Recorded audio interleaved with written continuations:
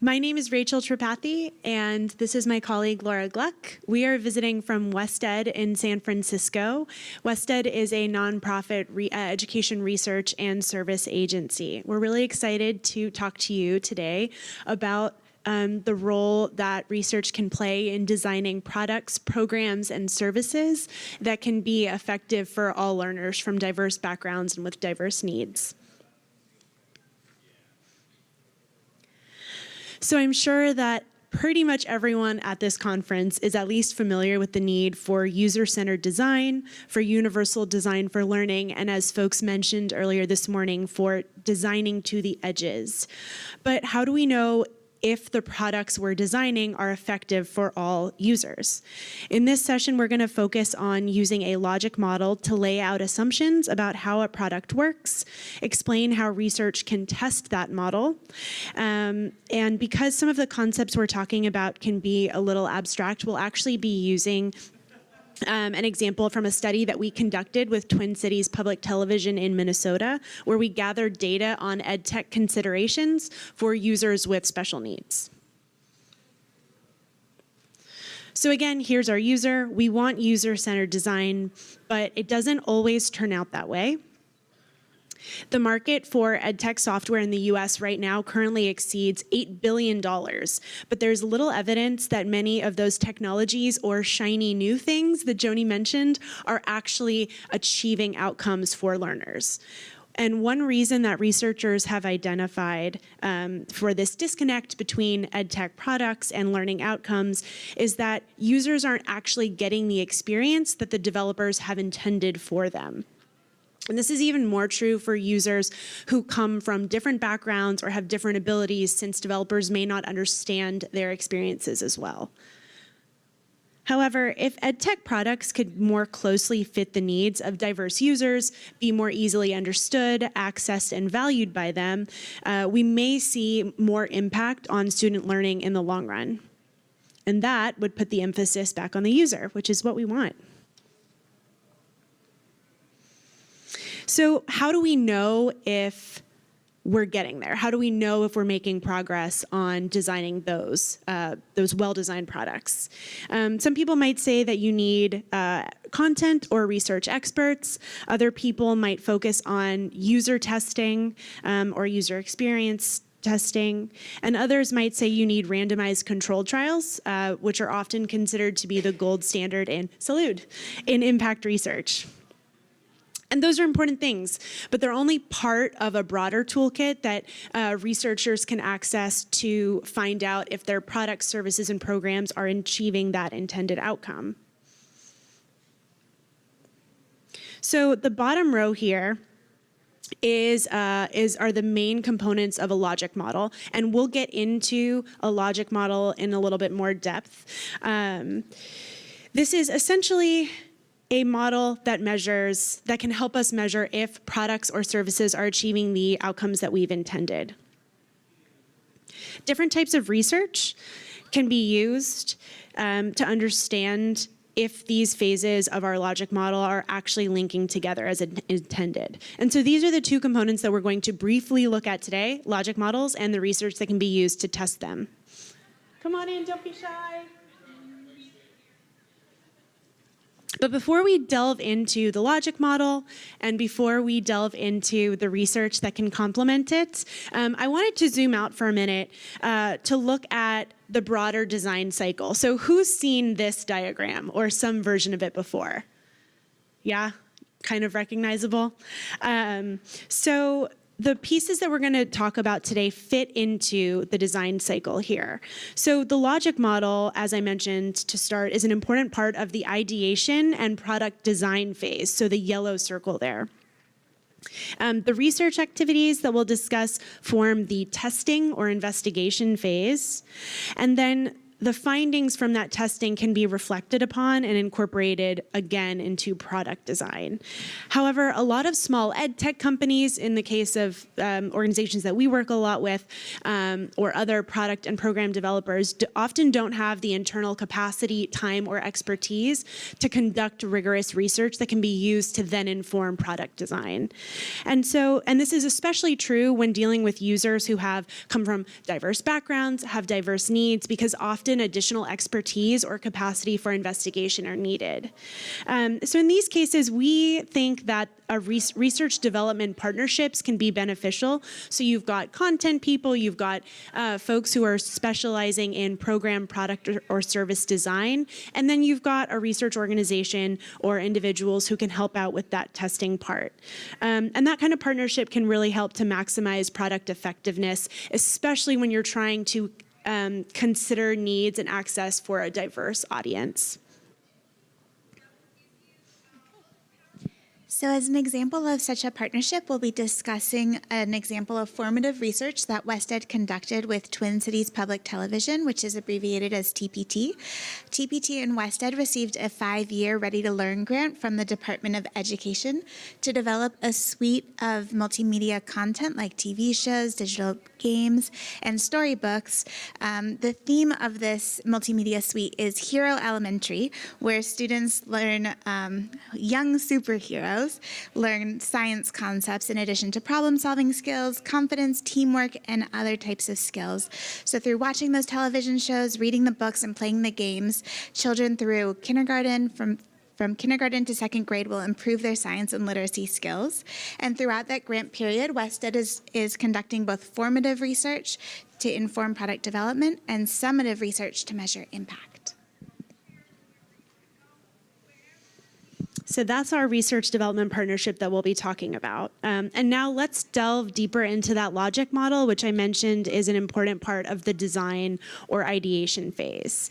So going from left to right here, a logic model lays out the components of a product, program, or service, what those components are intended to achieve, and how those components will eventually lead to some kind of fundamental change. Is anybody familiar with logic models? Do you guys use this in any of the work you do? Yeah. So I could talk for days about it, but I'm going to really try to distill it down into a short period of time. So I'm going to walk through each box, and hopefully this all makes sense on a very surface level. So under inputs, we list the resources and capacities of a research development team, and we'll also list the characteristics of the intended users and the settings and context in which they will be accessing or using this product, service, or program. These inputs then inform the next box, which are the types of features. You'll also see components, kind of different terminology here. I like features. And so the inputs determine the kind of features that will be developed as part of a product or program. For example, educational games on a website, or even more specifically, the features within that game might be considered features. Outputs are actions or tasks that users execute when they're interacting with the features. So an output might be, for an online game, a student completes the whole game with a friend. And then outcomes relate more to changes that the user experiences as a result of the output. So an example might be students finish that online game together and they learn new science vocabulary. That might be an outcome. Impact is where we state the longer-term change that we'd expect the product to contribute to. So as a result of learning new science vocabulary, students may become more engaged in science. Down the road, we may see increased enrollment in STEM fields in college. So that very long-term, big picture.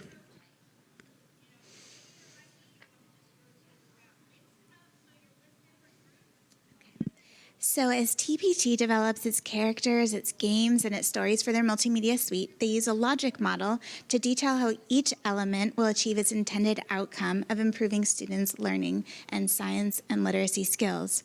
As they're still in a formative stage of development, one of the questions they want to ask is, how can they make these stories and games inclusive for children with special needs or disabilities? In order to know the best way to make their products inclusive, they need to know how different disabilities impact students' needs, and then how their product can be adapted to fit those needs.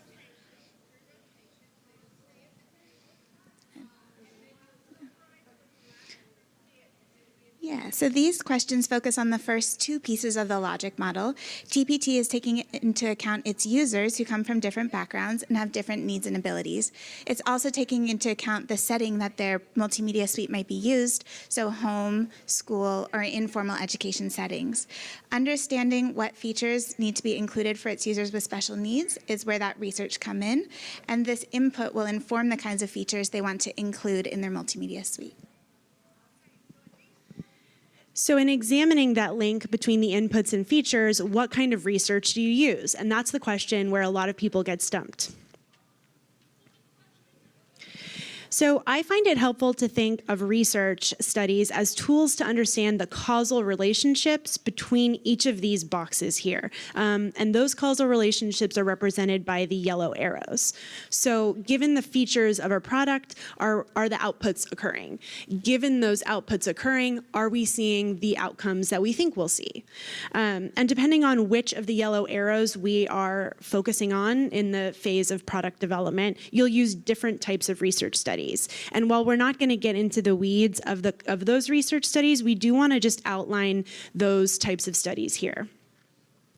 So when looking at how inputs may affect features, as Laura discussed just a minute ago, you may use a needs assessment or an expert review. Usability and feasibility studies are helpful in understanding if users are interacting with products or programs in the way that they are intended to. To understand if users are engaging, or if their engagement is actually changing their opinions, behavior, or engagement, you may conduct an implementation study or a case study. And then finally, to measure causal impact, typically you'll see randomized control trials or quasi-experimental studies employed, and those do tend to be a little longer in duration and scope. And I do just want to point out that the first three of these yellow boxes that you see here are often referred to as formative research. And while they don't get all of the attention that RCTs do, they're actually really critical, especially if you're working with people who come from diverse backgrounds with diverse needs, because at each step of the process, you really want to think about how your users will be interacting with that product or service. And so we like to shine a little light on those first three boxes, especially.